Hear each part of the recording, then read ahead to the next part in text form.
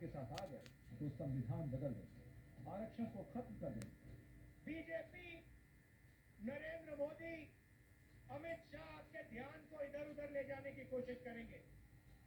अगले 10-15 दिन में आप देखना, ये आपके ध्यान को भटकाने की कोशिश करेंगे, कभी इधर कभी उधर कभी इधर। आपको भटकना नहीं है।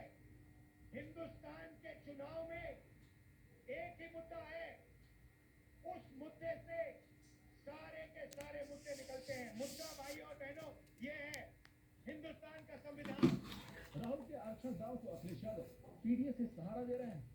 अखिलेश ने इस बार यादव से ज्यादा कुर्मी, पटेल, मौर्य, लोट, छापके को टिकट दिया है। समाजवादी पार्टी कुर्मी पटेल बिरादरी के 10 नेताओं को मैदान में उतार चुकी है।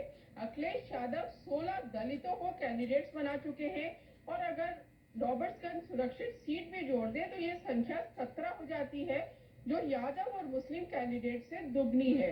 तो दलितों और पिछड़ों वाला गुलदस्ता बड़ा करके अखिलेश यादव ने नई सोशल इंजीनियरिंग की है और इस सोशल इंजीनियरिंग के साथ संविधान और आरक्षण वाला दांव अखिलेश का चल निकला है। रिजर्वेशन की काट के लिए मोदी पोलराइजेशन का फार्मूला लेकर आए।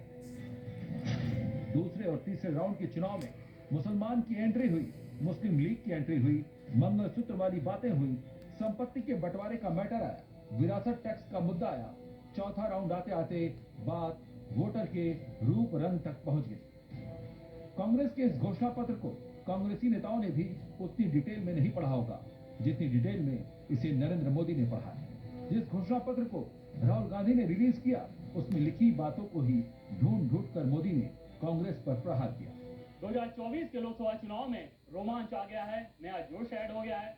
क्रिकेट की भाषा में बात करें तो ऐसा लग रहा है कि अब ये मैच आईपीएल की तर्ज पे हो रहा है।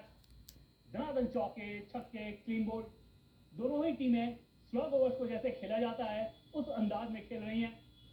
आधे से ज्यादा सीटों पे चुनाव तो हो चुका है, लेकिन जो सीटें बाकी हैं उसको लेके जोर आजमाइश पूरी तरह से जोरों पे है और कोशिश ये की जा रही है कि एक एक सीट पे अपनी पूरी ताकत झोंक दी जाए।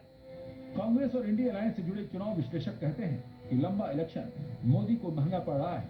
ये चुनाव राम पर नहीं हो रहा है, ये चुनाव काम पर भी नहीं हो रहा है। G20 विश्व गुरु, रूस यूक्रेन युद्ध, $5 ट्रिलियन इकोनॉमी, नंबर 3 की अर्थव्यवस्था, 5G नेटवर्क, चंद्रयान, गगनयान, चुनाव में इनकी कोई चर्चा ही नहीं है। चुनाव के मुद्दे बिल्कुल बदल चुके हैं। 3 महीना पहले लग रहा था कि मोदी ये चुनाव परिवारवाद और भ्रष्टाचार के मुद्दे पर लड़ लेंगे। इंडिया अलायंस को परिवारवाद के मुद्दे का डर ही नहीं है। अगर परिवारवाद का डर होता तो अखिलेश यादव अपने सैफी परिवार के 5-5 सदस्यों को टिकट देते ही नहीं। लालू यादव भी अपनी 2-2 बेटियों मीसा और रोहिणी को टिकट देने से बचते। कांग्रेस को अगर परिवारवाद के नैरेटिव का डर होता तो राहुल को रायबरेली सीट से नहीं उतारा जाता। रायबरेली में राहुल ने रिस्क लिया तो थोड़ा और रिस्क ले लेते तो अमेठी से चुनाव लड़ते और स्मृति ईरानी को चैलेंज करते। गांधी परिवार ने अमेठी सीट से भले ही अपना कैंडिडेट नहीं दिया, लेकिन गांधी परिवार ने ये सीट छोड़ी भी नहीं है। प्रियंका गांधी वाड्रा अमेठी और रायबरेली में ही कैंप कर रही हैं। हम ये नहीं कह रहे कि राशन मत दो। कांग्रेस की छत्तीसगढ़ में सरकार थी, 35 किलो दे रही थी, अच्छा है, लेकिन इसके साथ साथ भी तो कुछ करो। राशन पर निर्भर क्यों कर रहे हो जनता को? रायबरेली कौन जीत रहा है, इससे ज्यादा ये मैटर करता है कि जीत का मार्जिन कितना होगा। 2009 में सोनिया गांधी रायबरेली सीट 3,72,165 वोटों से जीती थी। 2014 में सोनिया गांधी ने ये सीट 3,52,713 वोट के मार्जिन से जीती। 2019 में सोनिया गांधी की जीत का मार्जिन केवल 1,67,178 वोट का रह गया। 24 में राहुल गांधी अगर रायबरेली सीट 3 लाख से अधिक मार्जिन से जीतते हैं तभी माना जाएगा कि रायबरेली में वो गांधी परिवार की लीगेसी को आगे ले जाएंगे। 14-19 की तरह 24 के चुनाव में मोदी नैरेटिव नहीं बन रहा। अगर लोकल नैरेटिव बना तो चुनाव कैंडिडेट सेंट्रिक हो जाएगा। इसका नुकसान बीजेपी को ये होगा कि भले ही मोदी का नाम पीछे हो, लेकिन कैंडिडेट अगर कमजोर हुआ तो बीजेपी हार जाएगी। अखिलेश यादव स्मार्ट पॉलिटिक्स कर रहे हैं और वही बोल रहे हैं जो जनता सुनना चाहती है। वैक्सीन कंपनी कह रही है कि हम अपनी वैक्सीन वापस लेंगे। अरे बताओ, ये जिसने वैक्सीन लगी उसकी कैसे वापस निकालोगे?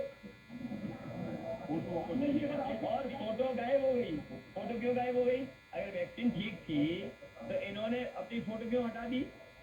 और मैंने सुना है कि होर्डिंगों पे डबल इंजन की सरकार बोलने वालों के इंजन है ही नहीं, और जिसके लिए वोट मांगने आ रहे हैं वो खटारे इंजन की फोटो ही नहीं है।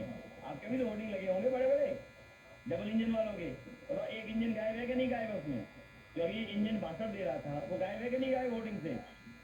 और खटारा इंजन जिसके लिए मांग रहे वोट, बताओ वो है क्या होर्डिंग में? यूपी में मोदी के लिए कंसर्न है। पिछड़ा यादव मुस्लिम समीकरण धर्म से बैलेंस हो जाता है, लेकिन पिछड़ा वोट बटा तो दिक्कत है। बिहार में भी जाति ही मोदी के लिए कंसर्न है।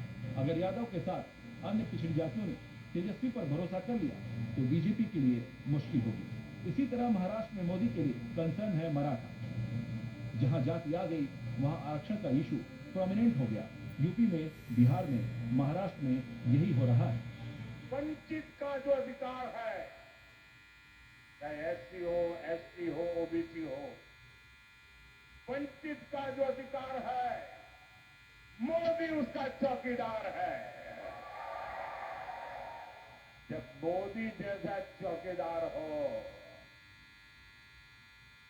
जिसने अपनी मां का दूध पिया है, जो आपका हक छीन सकता है।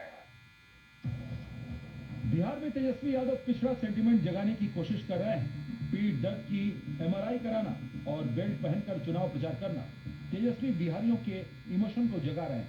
तेजस्वी सवर्णों को बीजेपी की तरफ धकेल रहे हैं और पिछड़ी जातियों को अपनी तरफ खींच रहे हैं। तेजस्वी का मैथ्स बहुत सिंपल है। बिहार इकलौता राज्य है जहां जातियों की गिनती हुई और उस गिनती के आंकड़े पब्लिक किए गए।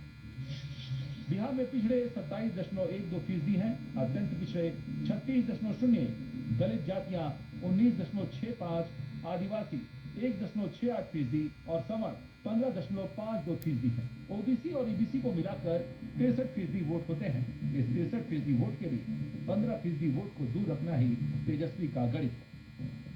तेजस्वी यादव ने मछली खाने वाली ये तस्वीर भी जानबूझकर शेयर की थी। बिहार के 70% लोग मछली खाते हैं। इसका विरोध करने का कोई फायदा बिहार में नहीं हुआ। तेजस्वी की मछली वाली इस तस्वीर को ममता बनर्जी बंगाल में ले उड़ी। मां, माटी और मानुष वाली पार्टी ने मां, माटी और माच का नारा तक बना दिया। ममता की कोशिश है बंगाल में लोकसभा चुनाव को मोदी इफेक्ट से दूर रखा जाए और चुनाव को लोकल इश्यूज पर लड़ लिया जाए। सेंटिमेंट और इमोशन पर ही महाराष्ट्र का चुनाव होता है। ठाकरे और पवार दोनों इमोशन पर वोट मांग रहे हैं। इन दोनों का मैथ्स ये है कि बीजेपी को रोकना है तो कांग्रेस का हाथ मजबूत करना होगा। पवार तो यहां तक कह गए कि आने वाले दिनों में कुछ पार्टियों को कांग्रेस में मर्ज करना होगा। राउंड 4 में आंध्र प्रदेश का चुनाव पूरा ही निपट जाएगा।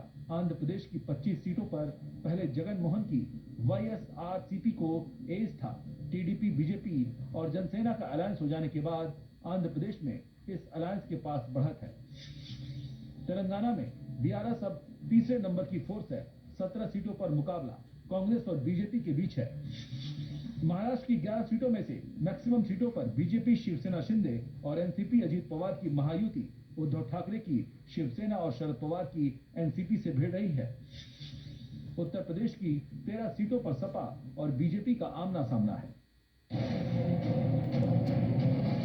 केएल शर्मा चुनौती दे रहे हैं, वहीं राहुल गांधी रायबरेली से चुनाव लड़ रहे हैं।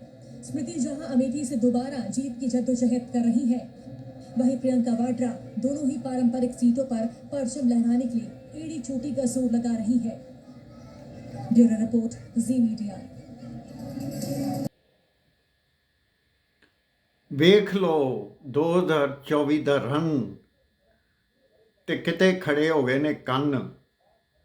ਇਹ ਕਿਉਂ ਤੇ ਕਿਸ ਵਜ੍ਹਾ ਕਰਕੇ ਦੇਸ਼ ਦੇ ਲੋਕਾਂ ਨਾਲ ਕੀਤਾ ਜਾ ਰਿਹਾ ਖਿਲਵਾੜ। ਜਿਹੜੇ ਦੇਸ਼ ਦੇ ਲੋਕ ਹਨ ਧਨ, ਇਹ ਧਨ ਕਿਵੇਂ ਨੇ ਤੇ ਕਿਸ ਤਰ੍ਹਾਂ ਨੇ ਭਾਵਨਾਵਾਂ ਨਾਲ ਖਿਲਵਾੜ ਹਰ ਪਾਰਟੀ ਨੇ ਕੀਤਾ। ਜਿਸ ਤਰ੍ਹਾਂ ਵੀ ਜਿਸ ਦਾ ਵੀ ਵਿੱਤ ਪਿਆ ਉਸ ਤਰ੍ਹਾਂ ਕੀਤਾ। ਇਹ ਤੁਹਾਨੂੰ ਨਿਊਜ਼ ਕਲਿੱਪਿੰਗਸ ਦਿੱਤੀਆਂ ਦਿਖਾ ਤੇ ਨਾਲ ਹੀ ਤੁਹਾਨੂੰ ਗੱਲ ਨੂੰ ਦਿੱਤਾ ਸਮਝਾ।